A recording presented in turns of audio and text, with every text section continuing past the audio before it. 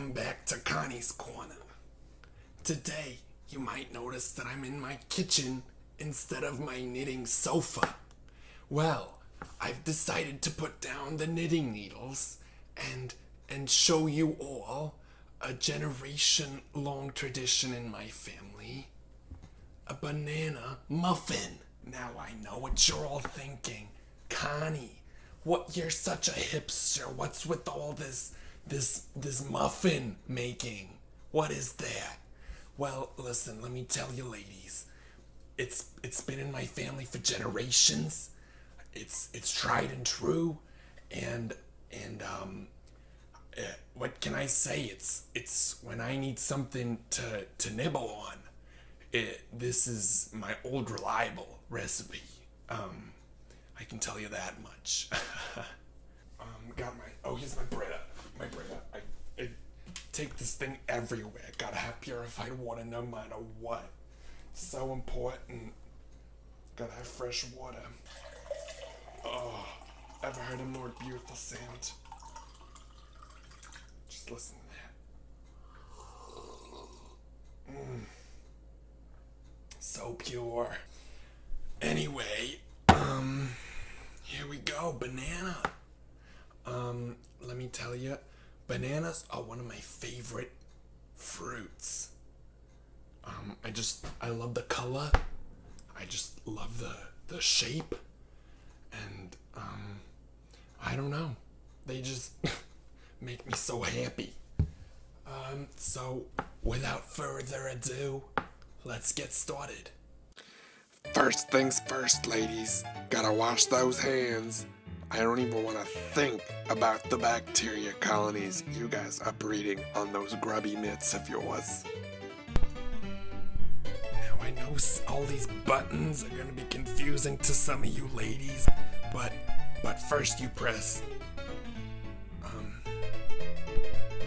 let me see, you press bake, and then you're gonna preheat to 325. So as you can see, I'm in the process of getting all my ingredients together. Got all my bananas, and when I open my bananas, I do like to open it from this end.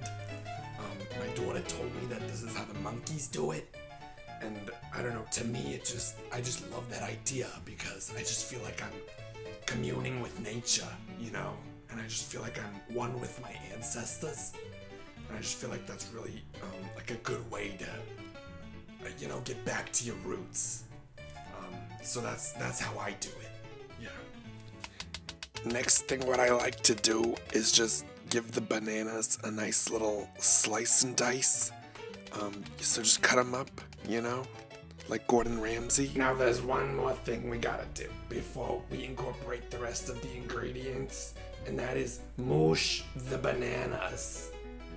Now, if this was my great-grandmother's era, we would stomp on the bananas with our bare feet. But my bunion is acting up today, so I have a handy-dandy fork, and I'm just gonna moosh. Oh dear. Oh goodness.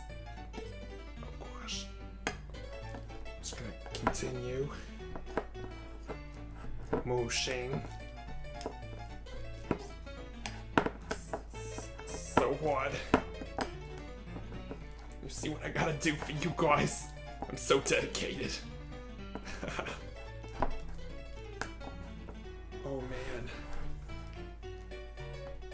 This stuff's harder than my bunion. Oh gosh. It's spilling over the edges.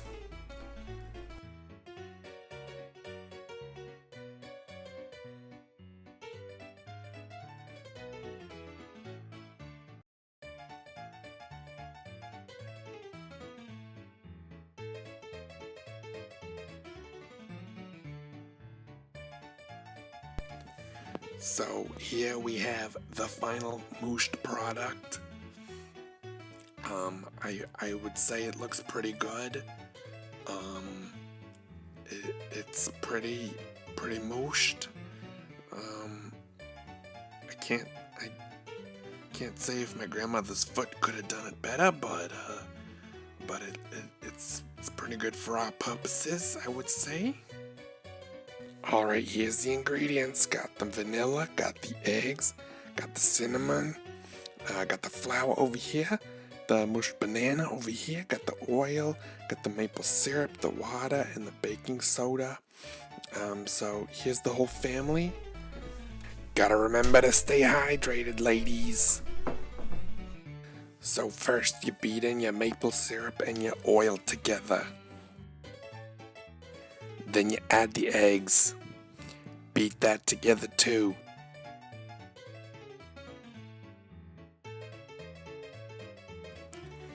And next comes in the banana and the vanilla. Remember to mix those in well, ladies. Next is the cinnamon. Don't forget the cinnamon. It ruins the whole thing if you forget the cinnamon. I did it once. Trust me, you don't want to go there. Next, add in the flour. Make sure it's mixed in well. Then, in a separate bowl, mix in the baking soda and the water. Once that's done, add it into the rest of the mixture. Remember to mix that well. Now, I'm not sure if any of those young cooks out there are gonna know about this method, but if you have a watery batter and you need to pour it into some kind of, I don't know, maybe a muffin platter, then you can use a pitcher to just pour in the batter, and it works like a dream. Look at that. It's amazing.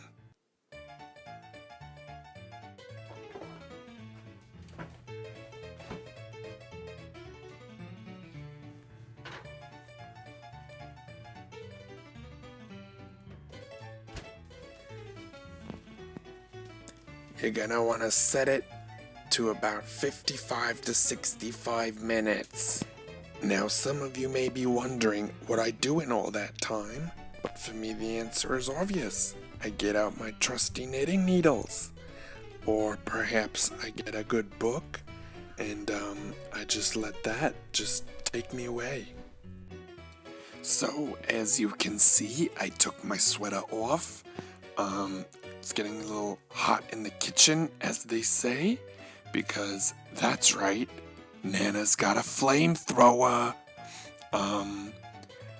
It wasn't really necessary for this recipe, but I just really like using it, and I thought it could just add a special effect to the overall look of the banana muffin.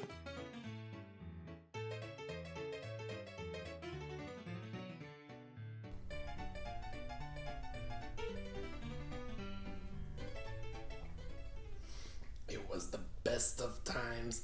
It was the worst of times. I'm thinking we got some great muffins.